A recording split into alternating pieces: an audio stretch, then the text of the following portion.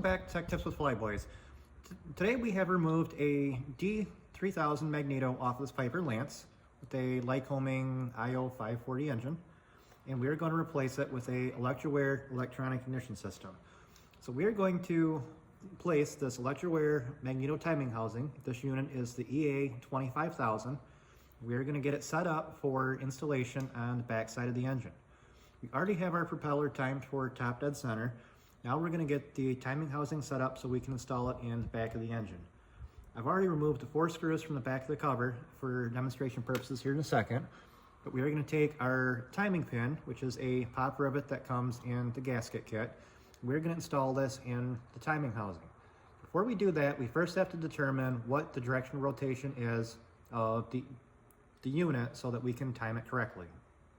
In the ElectroAir manual, it states that if you are pulling a D6LN magneto, you're going to use the CC hole. If you pull a D6RN, you're going to use the CW hole. Looking at the tag on our magneto, we are a D6LN, so we are going to use the counterclockwise hole. I've put a mark on here as a reference so that we know when we're timing this that this is the hole we're going to use. So we're gonna take our timing pin and we're gonna install it into this hole, and we're going to rotate the shaft here until we find the hole on the back side of the gear where this pin slides into place, locking the gear in so that we can install it on the engine. Right there it is. That goes all the way in. So now we've got this timed, or this pinned, so it's not moving. We can now install it in our engine. For demonstration purposes, I'm going to hold this pin and the cover and show you what's on the inside of this housing so we can further clarify later on in the process.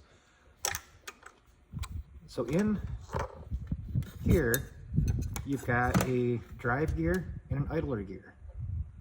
This gear here is driven by the engine, which in turn drives this gear here, which determines the timing and sends the information back to the controller. Our sensor is right here.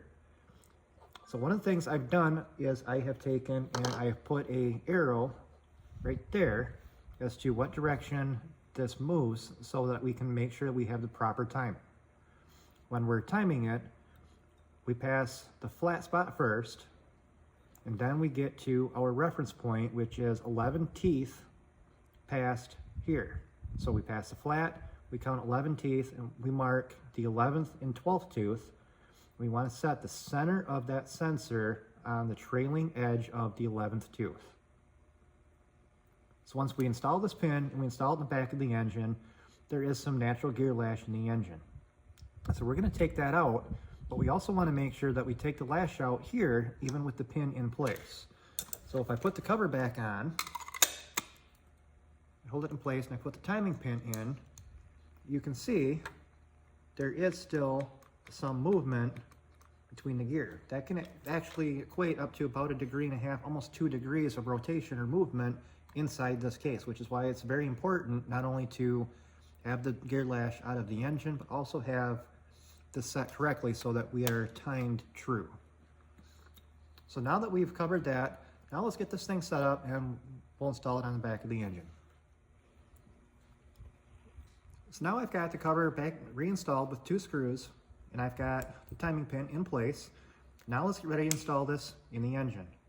So first thing we're going to do is we're going to reach in the back of the engine, and we're going to pull out the gear that drives the magneto. We're going to inspect the magneto cushion blocks, make sure that these ears are fully intact, and make sure that there's no chunks missing out of here, and everything is intact.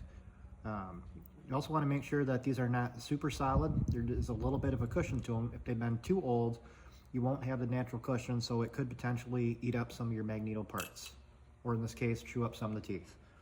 So I've already had this out, and we've taken a look at it, we've verified it's fine. In the event that we need to replace it, it is a part number 688H22624.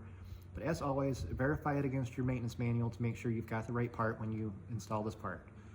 So we've got it out. We're going to install it on the back of the magneto timing housing and sit on there like that.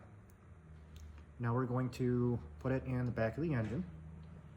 So we're going to fish it up here through the back of the engine.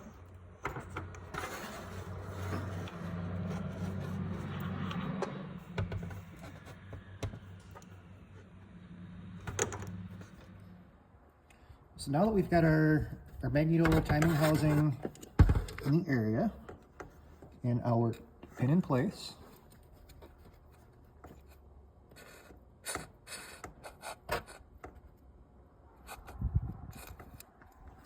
we're going to install our gasket.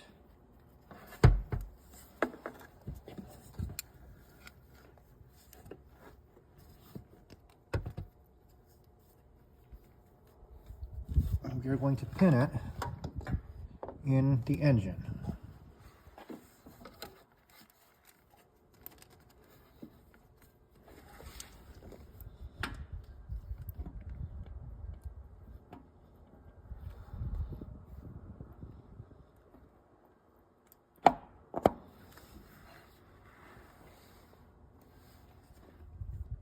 Be mindful when we install these, we also have the fuel pump right here to make sure we've got clearance between the timing housing and the fuel pump so we don't have any chafing or vibration that could potentially create an interference with the MTH.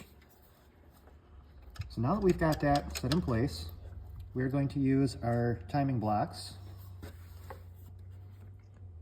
ElectroAir service letter 1019-0003 calls out proper blocks to use for installing these housings. The blocks that come off on the D-3000 magneto are not sufficient because there is not proper engagement to clamp or clamping surface to hold this timing housing in place. So as such, you could see the timing start to drift as this unit starts to rotate. We are going to install our new slick timing blocks. We are using the K3328 slick timing kit.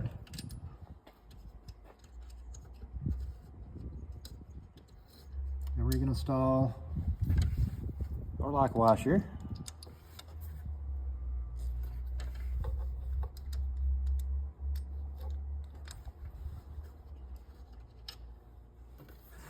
Then our nuts, and we are just going to snug these nuts up for now, as we are not completely ready to tighten it down. There's the first one.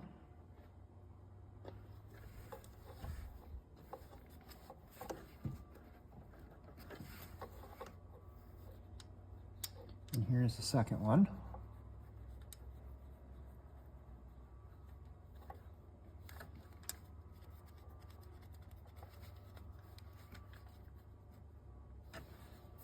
Now that we are snug, we are going to remove our timing pin. We are going to remove our cover plate.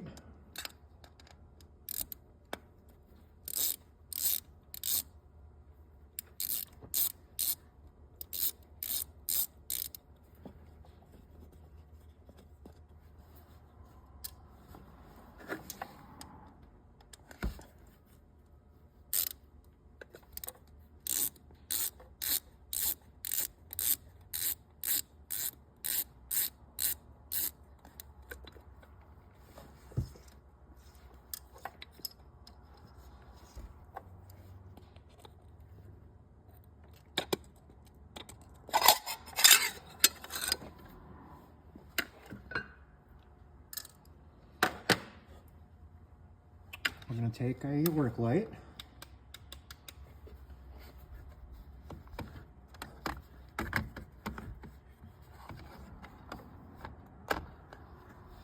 And our handy dandy pocket mirror. We're going to see how our timing looks compared to where it should be. All right, so now that we've got our timing housing set in place and we've got it kind of where we want it, we're going to take our prop. First, we're going to turn our device back on and zero it. We are going to bring the prop in the opposite direction rotation Now we're going to pull it back in the direction of rotation until we hit our 0 for top dead center.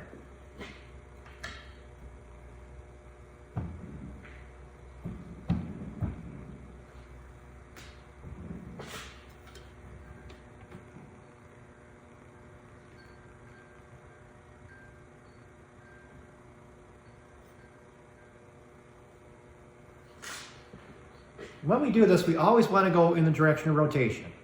So by doing the direction of rotation, we take the gear lash out of the gears in the back of the engine that drives the timing housing. If not, we can be several degrees off, which will affect our timing both with the magneto timing, with our timing and with our advance. So now that we've taken the prop lash, we're taking the gear lash out of the back of the engine, now we're going to check our timing one more time. So we're going to take our light, we're going to take our mirror, and we're going to look at our sensor again and see if we are still set or if we need to make any adjustments. In this case, we are on the leading edge of the 11th tooth. So now we're going to take and we're going to turn the timing housing just enough so that we can get everything set back to where it needs to be. Then we'll do the same rotation with the prop again to make sure everything is set correctly.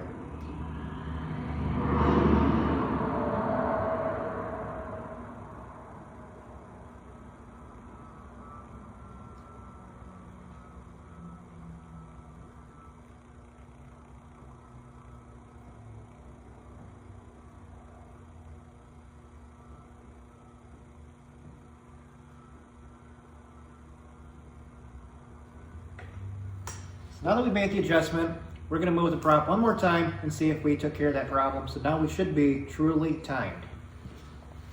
So again, let's come up here, pull our prop counter direction. We're going to pull through until we zero back out.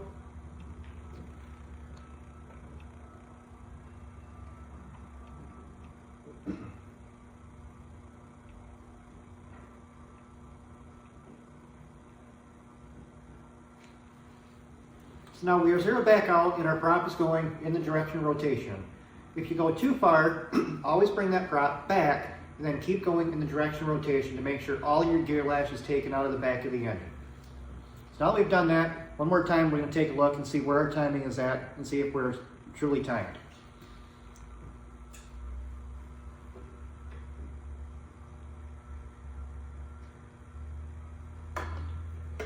There, we are perfectly set, so we are set to top dead center, and our sensor is set where it needs to be on the trailing edge of the 11th tooth.